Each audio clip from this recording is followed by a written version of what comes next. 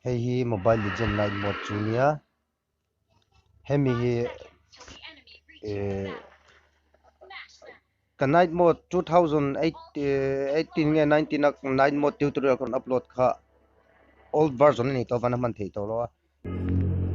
ama saberin youtube akhanin Nicolas Fanai ti khanin search chuan ka video hay aron lang deuh tura film to video ka street magic perform na tele stage magic perform na te magic tutorial te chang chang ma chu wangin ka youtube channel hi ama saberin lo subscribe nga video stain lo like nga lo share nga ole tuna a tutorial chu ilo enangu an noya video description a khuanin link download link ti ka da khu ta khuanin select nga chuan khu mi select nu khuan browser a khan hemi website a hian hemi web page aina direct don ta chu ni chuan hemi web page ain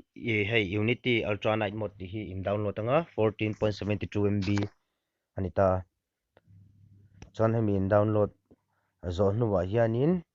hemi a application ain in lu tanga chuan application ain lu chuanin hei ultra unity night mode hi in lu tanga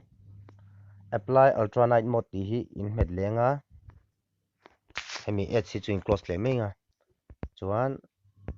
achung kela khi mobile legend lu na ta setting lem ang deuh khi in select lenga close enter kan emela direct don ta ka lu sa vain tu na chona ron direct top ta in ti tur zong chu khami a in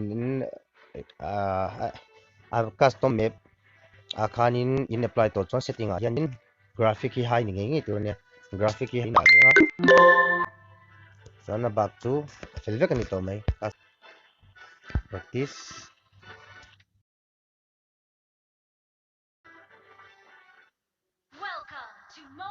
dikhan na ama in la lawin enter top mai to ni a game akha ama na lawin set top tian a custom map akha ya lawin set top ani harsalawa a down ka video description akho na link akho nin lu tanga download link ti akho chon in download tanga in download zone nu akhane application in lu tanga application in lu nu akhanin in apply anga night mode kha chuan a mobile legend game in lut lenga setting a khanin graphic ha in dang chu zong chu ni mai